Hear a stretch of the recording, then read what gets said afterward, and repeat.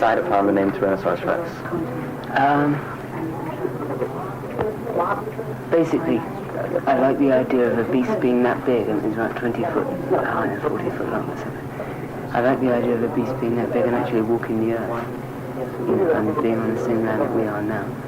And I mean, people now, the average person in the street, well, doesn't respond to the fact a creature like that lived. And that's a dragon, and you can't get any nearer to a dragon than that. I mean, the fact it doesn't breathe fire, I'm sure, is just an evolutionary thing that it did before we found the bones. And it also justifies in my head unicorns and centaurs and all the fabulous beasts that are supposed not to have existed by people that are logical. Because I'm sure no one would really believe that existed if they hadn't seen the bones. You could never convince anyone. And you could look out the window and see it over the building. Phenomenal thing, And they walked. The whole of this earth was covered with creatures, nightmarish creatures. There was a balance, and the whole, I believe very much in natural flow and the balance of two things. And for all those beasts, there must have been an equally bizarre side of the bestial, I can't find one, scale, which for me would take in the unicorn and all the other creatures who were always very much into purity and understanding, as opposed to carnivorous creatures. The thinking behind the name has been mostly yours as opposed to John Peel's or Steve's? Well, John had, I think I explained before, John had nothing to do with, the name that we were Tyrannosaurus Rex before I even met John. Okay. And, yeah. Those are yours, yeah. Did you, like ever study English or anything? Because your vocabulary is fantastic. I was expelled from school when I was 14, and I never really got in. I didn't like the schools as such, but I always read from being a child, I mean, I write words that don't even exist, but to me, I understand them. So consequently, they're all right for me. I mean, you won't find them in the dictionary, but I understand them. So it makes sense. Should we start asking some of the old questions? Yes, so please. Oh, let's see. How do I start? About the old records, Hippie Gumbo and The Wizard. We'll say it again so I remember where we started. Oh, right, no, The Wizard I did in 1955, right? And Hippie Gumbo followed after that. Then there was Desdemona, which even is very strange because it still sells about 100 a week in England, that record. Did you write Desdemona? A long time ago, about 4 years ago, I think. I wrote it in Paris. John's Children, was that the one that they went the first nude? Yeah, the first. Yeah, I'd left before that. It's one of the reasons why I left. Yeah. Now what happened is we did Desdemona, and it was a hit in about 4 countries, in Australia and Germany and these places. It was a sort of a minor hit in England, and it was all feeling very good. It was about the time Hendrix was just beginning to happen, and Cream and those people. And it was very much a guitar group. I was into electric guitars at that time. And it was a good sound. On Desdemona, the guitar sound was good. I had all that together, just in the studio anyway. Live, we didn't do too much. In truth, we only did one tour of Germany with the Who, is all we did. Because that was for track record. But we recorded the follow-up record, which was phenomenal. I mean, it really was a hit record. It really felt so good. I went away and they remixed it and changed it about, and they made it very bad. Not the group, the people behind it. Yeah. So I just split. I couldn't, because it was one of my songs and they really screwed it up. So I just, thought, well, that's all right. And left, because there was all other financial pressures coming, not on me, on dressing naked and publicity stuff. So all this scene, I didn't want to be involved in it at all. So I just left, and I didn't know what to do for about 4 or 5 minutes, and I met Steve and we got together. What was Steve doing before? Nothing really, just playing about, not with anyone. I knew or he knew. Okay. Is this going okay this time? Yeah. Okay, you have a question? Next question was, let's skip John's. Okay, what type of places do you like playing at the most? Like small clubs, or do you like the concert halls? I think to get, well, in England, you see, the concert halls aren't that big. I was speaking with Eric Clapton about a week ago. It's a lovely case, with I stay at his house. He's got a big, lovely house. One thing I want to say about Eric, which most people don't understand, is that the Eric Clapton that lives in the papers is not real. And when you meet Eric, he is nothing like what is made out. You understand, he's a very shy, unassuming man. And it's very strange to meet him for the first time when you've got this thing in your head about what he's about. And he's lovely anyway. And he's been playing, they've been doing concert halls here, stadiums, and they hate it.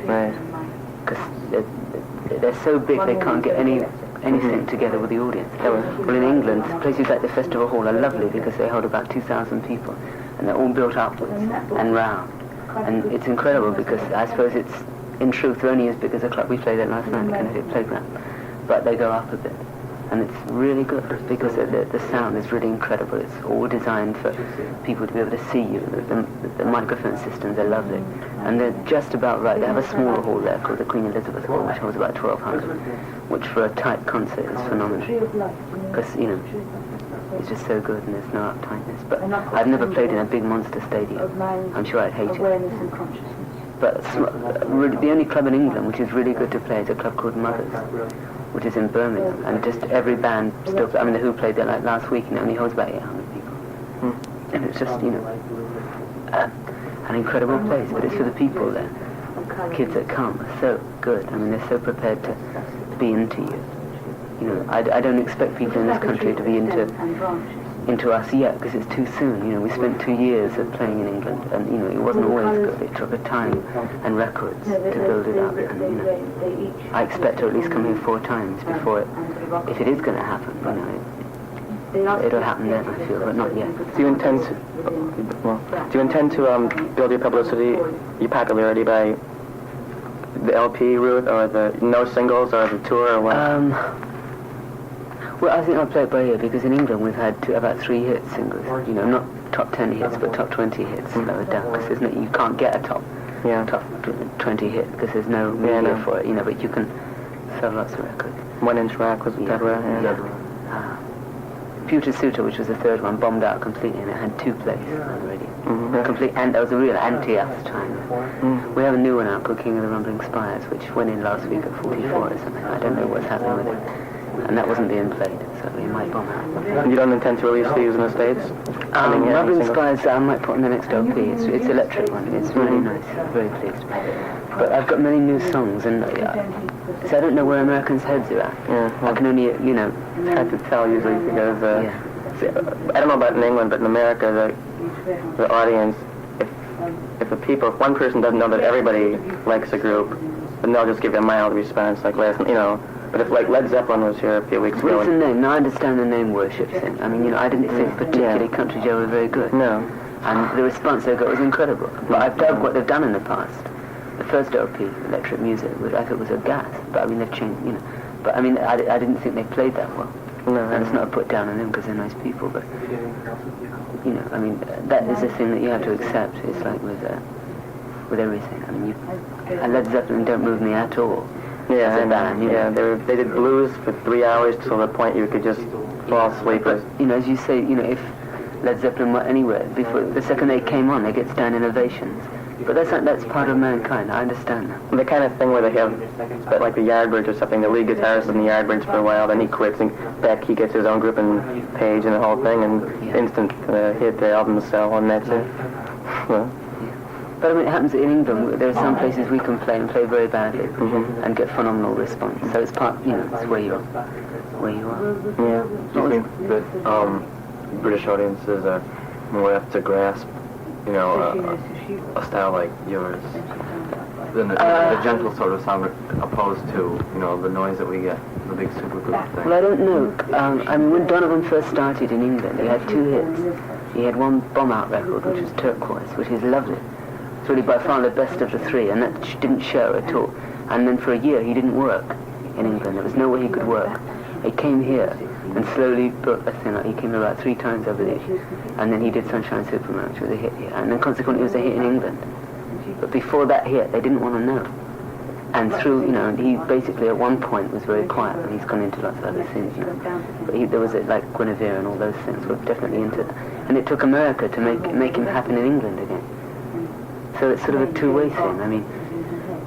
We're certainly,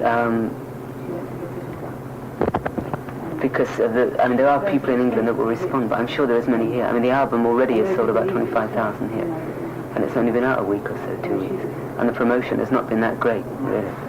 You know, I don't mean it's not been good. The record company have worked well, but it's very hard for them to get plays in. And you know, as a sale, I'm told that it's very good. You know, for the amount of time, because they expect you.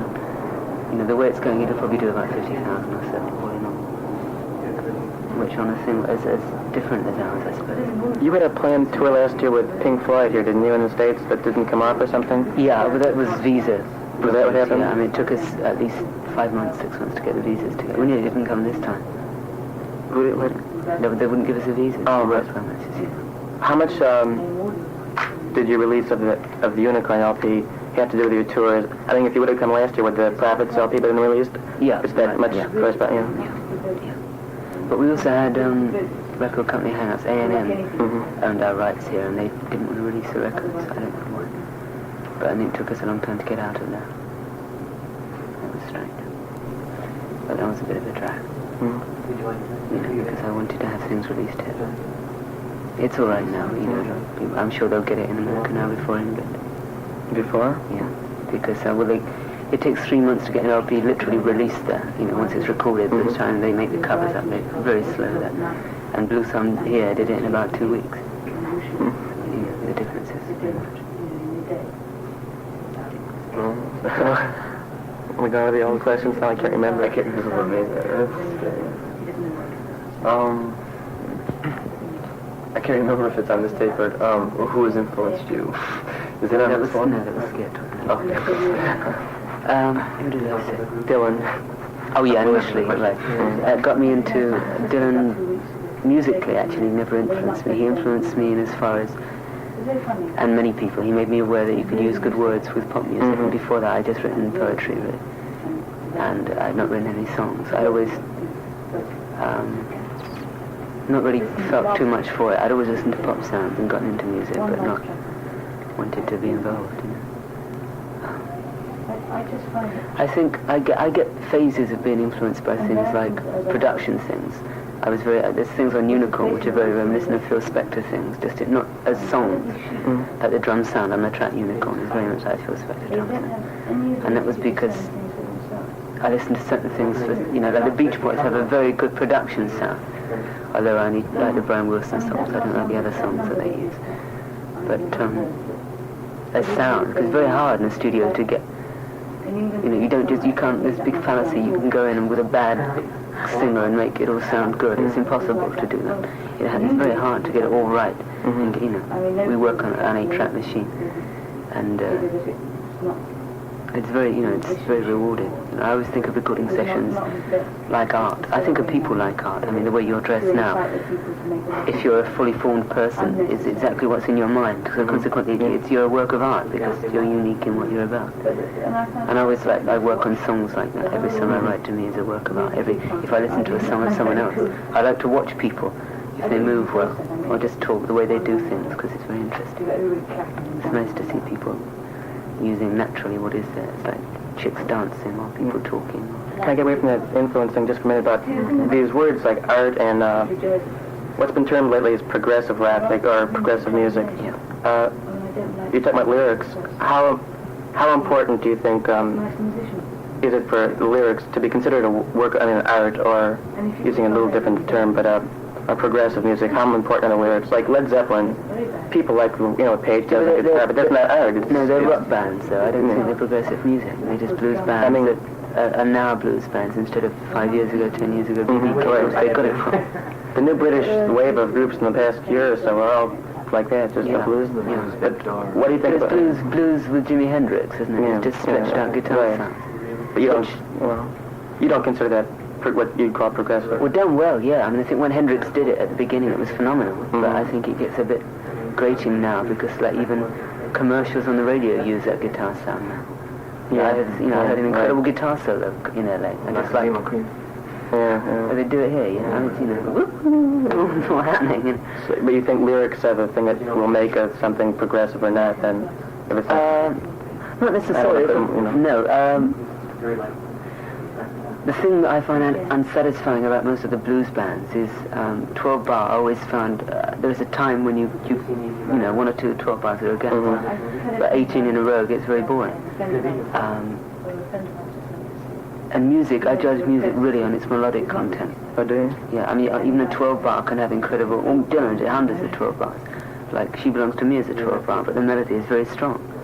And Love Minus Zero is a lovely melody, and it's still a 12 bar. I mean, he did hundreds on that LP, all just straight 12 bars. But the structure of the song is always very interesting. I listen to lots of classical sound, and Dvorak is the ultimate as a pop writer to me, because you know, not all of his works, but sections. There's one part which is just like a rock and roll riff in the New World Symphony. It goes dan dan dan dan dan dan dan, dan, you know, at the end, which is rock and roll, but done with thousands of cellos. That's progressive.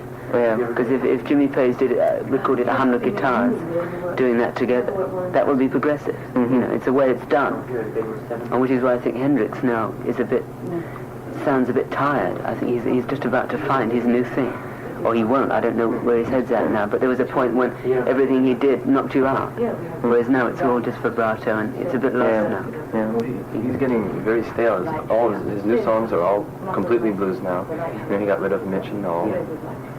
I don't know what he's going to sound like. I don't think it's going to be as good as before. Perhaps it'll take time to change. But Eric, you see, in with guitar things, he's done, as far as I'm concerned, about the most progressive. My guitar generally weeps for a start. It's a phenomenal guitar solo within that, because it's not, he never ever uses fuzzbox or 420 of those traps. And sometimes he gets into his own cliches. But when you're playing for half an hour a solo thing, you're going to have to, because you've got to fill up noise, you know. But Presence of the Lord, I find a very exciting guitar solo. Really, not all of that album moves me, but that one track is a definite direction song. And the things that he did on Wonderwall, the Greasy Legs track, have you heard that?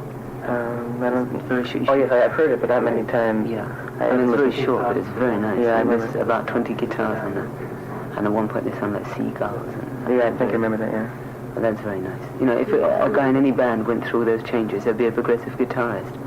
But they would go, you know, no. Yeah, that's all. Not again. Right. And the lyrical side, who would you rate now as progressive lyric writers in your mind? Yeah. We've just rewrite. Well, my own lyrics, I write actually what I want to hear. Or I find that when I get into people, there's the idea of racing and going to just like a pop band, a straight pop band. Yeah. But they have a lovely writer called Jeff Lynne. Yeah, I just bought their LP last week. Yeah, he's such a gas, Jeff. He's really, but he's again very like Eric. He's very unassuming. He's an incredible writer lyrically. He's very ordinary. Yeah. But the way he uses his words are very sweet because they reach the people. And I could never write like that, but it's really good. And you must listen to things on that album, because most of the things you think are cello things are guitar. Like the birthday, da, da, da, it's a guitar. Phenomenal. He's an incredible guitarist on that. I mean, no one's ever mentioned him. They have the image, from what I've read, that of sort of a Bee Gees type teeny but group. this is again. That's their image, I guess. But Well, not that. They don't want that. It's No, the yeah, pop the press, papers say, yeah. you know. Yeah. 'Cause they've got to put them somewhere. But they're Right. not like that at all. that End of the Road didn't do much with the single. Well, they've never had any success in England at all. Only that all their records almost sound like big hit records, but not quite. You know, Yeah. not quite got it. But I don't know what's going to happen with it. But I'm sure. I mean, Jeff's at Gas. I mean, he's producing them now. Their new LP, I heard, which is lovely. It's not released yet, but it'll be out soon. I mean, he interests me. I get very into him. I find people, like I listened to some. Did you speak about Terry Reid before? Yeah. Because I saw him. I've heard his records many times, and they didn't do anything to me at all. Yeah, I saw him in a club in New York the other day, and he was really very nice. What was the audience response? He's having trouble here because nobody, it seems like everybody that's supposed to know where he is, everything's just not getting together for him. That the record companies, this and the publicity, just, I don't know, everything's pretty much in a jumble. Well, I think it's, I mean, the audience response was nice. There weren't many people there, but it was like when we were working, it was a Woodstock festival. So consequently, there were no people in any clubs, which was a downer for a start. But it was good. You see, the thing about what I can see about his thing is that he's a very, very good rhythm guitarist. He doesn't attempt to do lead guitar things, which is really refreshing, because there's no bum solos, you know. Yeah. But I think he definitely needs stronger songs, because many of the songs he does, he only, he does the same sort of thing with every song, which is a gas, you know. But And his voice is a sort of soul voice, if you know. He's definitely progressive, but he does sort of soul things. He sounds like a groovy Jose Feliciano or someone, you know, but much better, because he believes in it. He's doing it from inside, not from the top of his head, you know. Yeah. And I just think he needs a song, a hit song, you know, or whatever. They just did Super Love, but nobody's, the record company is They're not giving it any play around. Is it good? To change subjects now, what part do you think drugs do play or should play in people's life, or even in your life personally? Well, in my life, none at all. I smoke sometimes, but that's about it.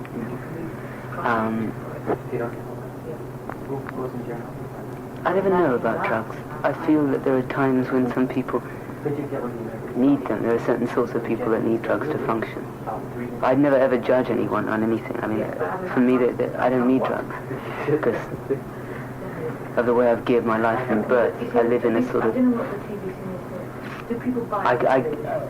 from what other people tell me, I naturally am on the same wavelength that most people are when they're tripping anyway. You know, apart from when I get involved in business things, but when I... You know, a very sort of quiet thing. I believe that that's a natural thing that's given to all men, you know, of any sorts. And drugs have never helped me in any way. They just... It's like being on a normal scene, you know. But I think if you have... Your circumstances don't allow you to think. If you have to go to work all day and you come home very uptight, certainly to smoke would straighten you out a bit. It would make it easier to function, you know. And I've never been into acid. I've dropped a couple of times, but it's not... I find it very unnecessary for me personally, but I can't talk for other people. They're man-made. I'm very against anything man-made. You know, I mean, the mere name of acid means it's going to burn something inside you. I mean, all these, it's like, they get taken for granted names, they just become names. It's like, look at the name the Beatles when you first see it, and it's about the most uncool name in the world, because it's about B-E-A-T, you know, forget it. But after a while, you forget all about that, and just, you know, then you see it for what it is. And I think with acid, it's taken much too loosely. You know, if you really want to burn out your brain, then by all means, burn out your brain and enjoy it. But many people I know that have been very creative people, lovely people, have been screwed up through it. You know, and there's a man called Sid Barrett used to be in the Pink Floyd. Yeah.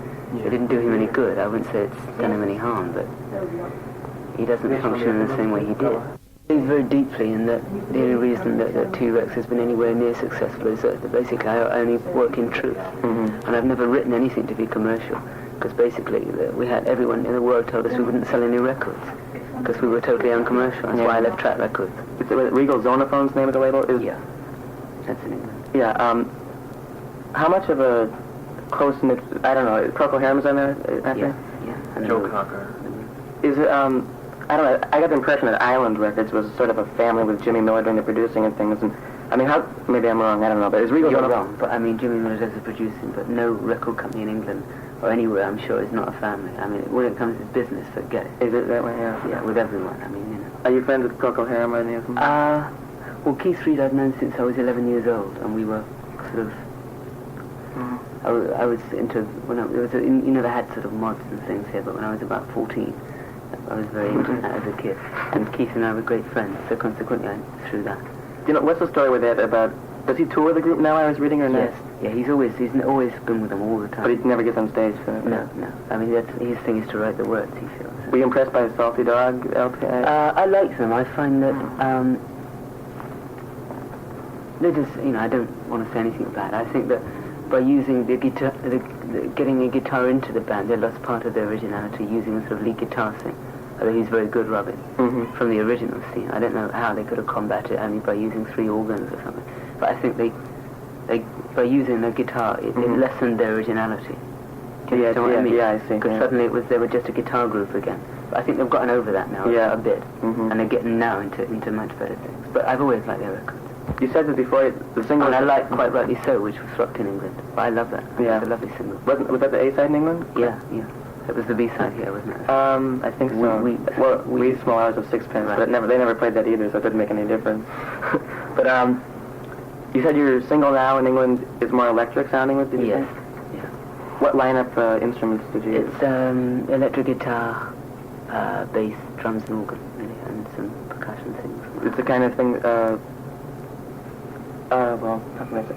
It's all studio. I mean, you couldn't, We can do it live. It sounds a bit different, but only like when the Cream did We're Going Wrong, Eric never did a solo. He never ever did, he just strummed, you know, and left the guitar thing. It's like that. I play electric guitar and Steve plays organ, and in truth it sounds a different sort of sound to the record, but it sounds as strong. It's just that when I did the record, we were into a much heavier thing than I'm into now, so consequently I do it much quieter now. have you ever considered or ever planned to use backup musicians on stage? If I could find anyone to work with, I might do, but I've never found anyone that I could have a good thing going with. I don't feel the need to. You don't? Because on records, you know, we can cope with all the sounds that we need anyway. And we have a lovely producer called Tony Visconti, who's an American guy. And him with Rigo's on a phone, he's really the only producer there now, Derek Goodell. It's not really that involved. He's lovely down here too, but for various reasons. He's over here now, I think, producing Joe Cocker.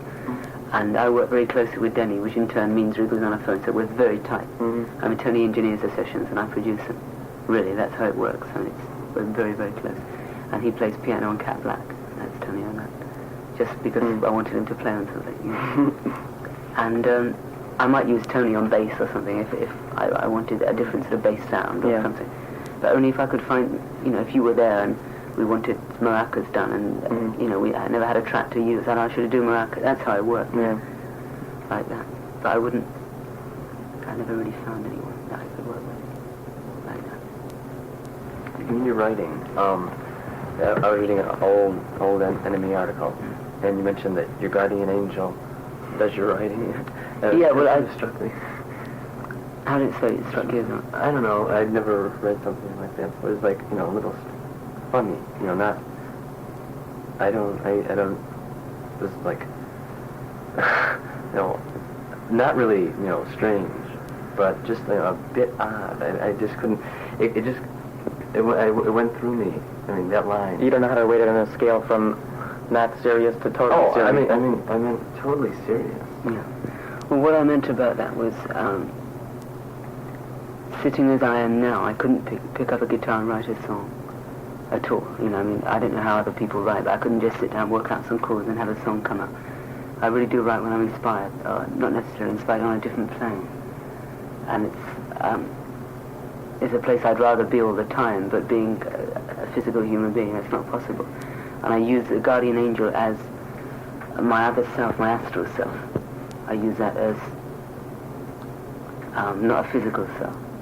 You know, I believe very much in astral identity and karma, which is, you know, the journey. Do you know about karma? Which is, you're here on earth for a certain specific lesson, and when you die, you take the form of another being after a certain time.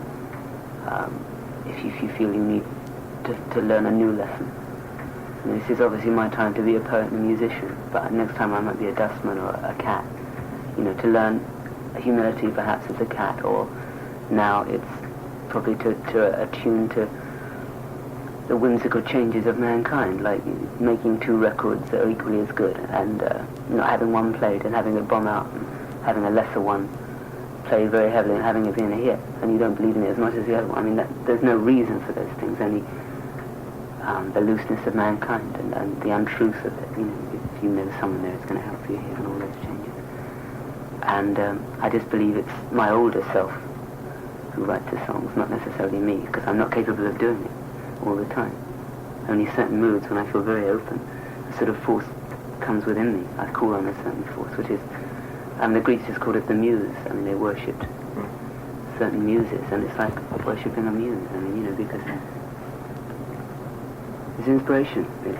But I just give it a form because I like to give things forms and faces. Do you think that you keep coming back until, like, a perfect life is fulfilled? Sure, yes, yeah, which was Christ. end. You know, Christ was about that, and Buddha and Krishna. And then you have no need, there's nothing more to learn. And then I believe only then do you truly become a human being in as such. I mean, there is so much wrong with people, like the jealousies, the hang-ups, the ego problems. When all that is gone, can you only truly, I believe, call yourself a man? Now we're just sort of bestial creatures that have brains, I think, because we don't You know, suddenly you get uptight about something heavily, and you don't want to. You really get, you know, and what sort of, you're supposed to be able to control it all. I mean, you know, and you have no control. Someone shouts, you get really uptight, or whatever the situation. Greed thing, all these things that you think you can control, sex things. You get into, you know, things that you just don't, that make you feel bad, that you still do. Because we're animals, I mean, and I don't eat meat. And there's one, perhaps that's why I'm in this life, that was one lesson that I've learned.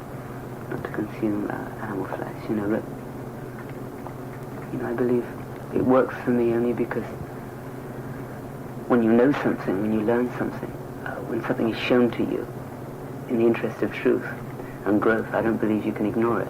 I'd never be down on anyone who ate meat. But the second that they knew, or they thought it was bad to eat meat, in their own head, for whatever reason, if it's only that, you know, you are what you eat, and you're putting a lump of your dead hand laying on your stomach, you know.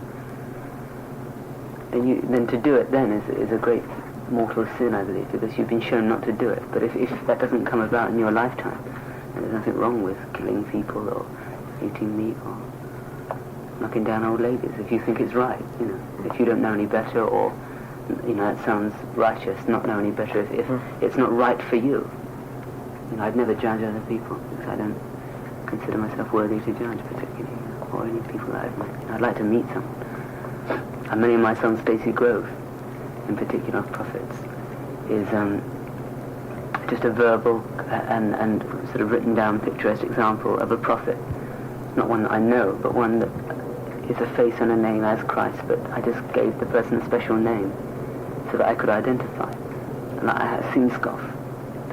Sinskoff is on the first up, there's a Sinskoff dynasty, it's called, which is on prophets.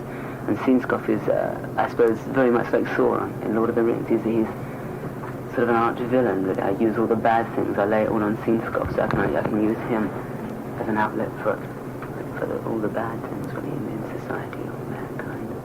You know, it's not, I don't like to get into straight ban the bomb imagery, because I don't think it's a bit boring. I mean, I know that the idea is right, it's been done so many times, it ceases to do what it's supposed to do. You know, and so I try to, you know, I care very deeply about mankind as it is, and I just try to, in my own way, make it a bit more interesting. Saying the things, you know, ways I believe in. You know, I do believe in unicorns, and I believe in tree spirits, and I believe in many things that some people might consider, you know, I mean, in their ignorance, really, because who are they to say that I'm wrong, really, and if they can prove any wiser? Things that they think are strange, really. Do a lot of your subjects for writing come out of literature, don't they? Subconsciously, yes, but not consciously. I read a lot, I read things that I want to, but I've found lately all the songs are beginning to take on one sort of definite landscape. Certain names are reappearing. So I never really give much thought to writing until it's finished, and then I look at the words and they're written down. I'd never consciously steal an idea from something. I would never borrow something. But things, you know, you only, your mind is like a computer. You only put in what you have, and it comes out the way that you say it. And the first poet that ever wrote poetry probably said all that any poet could ever say. But he said it his way, and you can say it your way. You know, it's like with Tolkien's thing, or C.S. Lewis, the Narnia books. It's very much like a Tolkien, you know, it all joins up and it gets wider.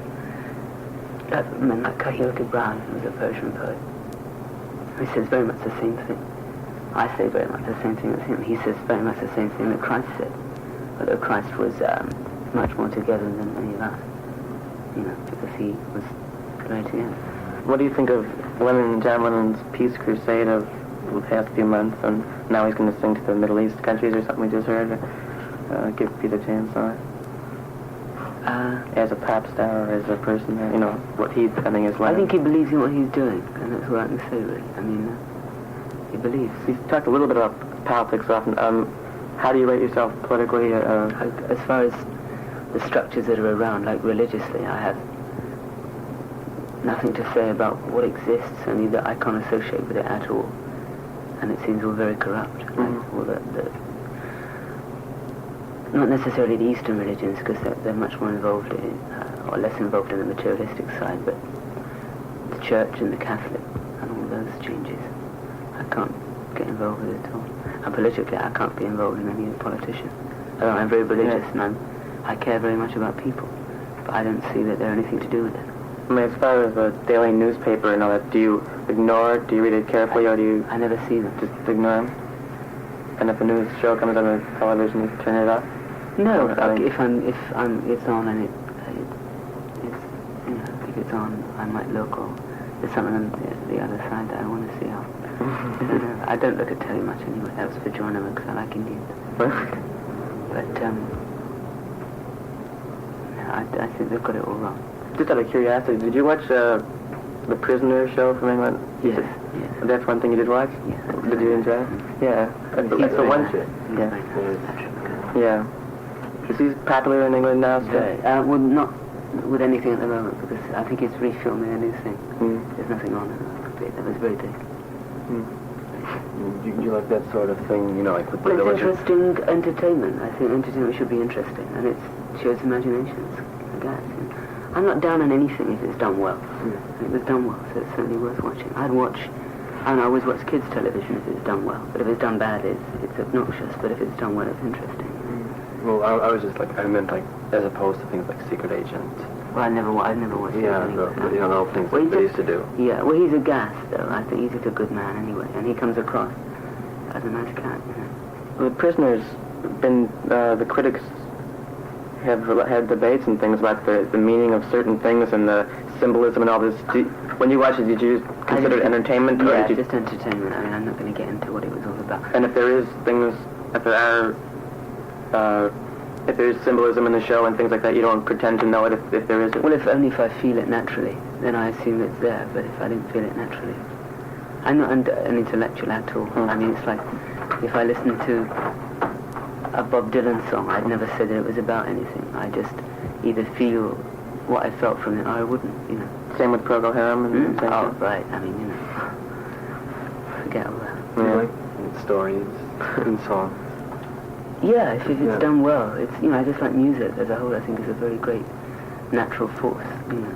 Just when you consider that the first man that got together an instrument and actually played on it and made noises, and to where it's gotten to now, to a very sophisticated state of a man making noises, is really quite interesting. I mean, I like, you know, I can listen to good Motown music, good soul music, as long as it's done well and they believe in it. You know, any music's nice if it's done well. You know, and I can get what I get from all of it. You know, there are some people I just can't listen to, like Tom Jones or people like that. Terry Lee gave a big lecture on Tom Jones. He didn't like him too much either. No, you said, you know, the whole show's, you know, produced terribly. Yeah, I forget that. But that's the section. And it's all down to turning 40-year-old ladies on. Yes, exactly. When I get back to England, I'm going to work on a new LP, and part of it's recorded already, which would be nice. And most of it will be electric, using electric instruments, but not as people conceive of electricity. I use the electric guitar because you can get more tones from it. You know, from it, then you can acoustically, you know, you get more sound. And we will be putting a single out here, depending on what the song is. I have about 4 songs that I'd like to use. We might not put Rumbling Spies out here, only because it's very likely that Steve will split when we get home, just through, you know, he wants to get into other things. So I don't want to release anything that has Steve on it if we're not going to be working together.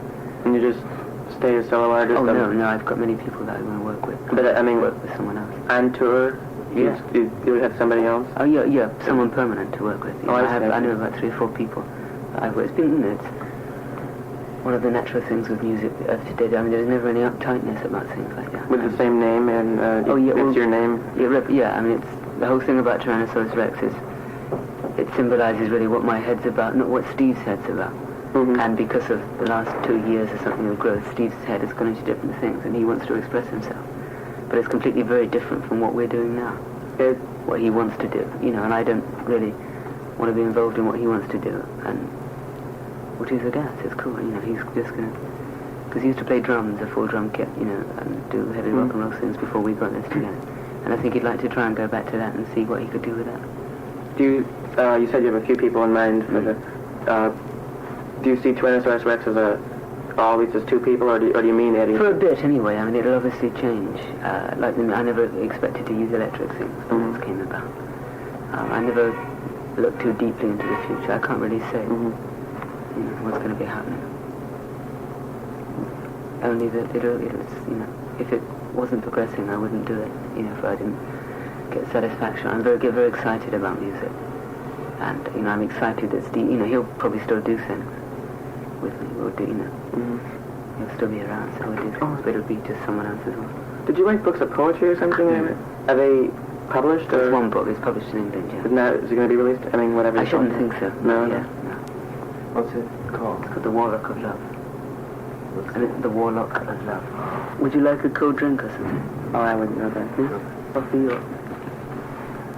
About is this thing about Steve leaving known in the press and all that? I mean, Well, no, because we don't really even know it yet. Right? so we should keep it out of anything we write about. Okay. Yeah. Well, it hasn't happened yet, but from what we've been talking together, we might. It won't happen yet, Mm-hmm. but it might happen. How long have you been touring the States so far? Only about 3 weeks.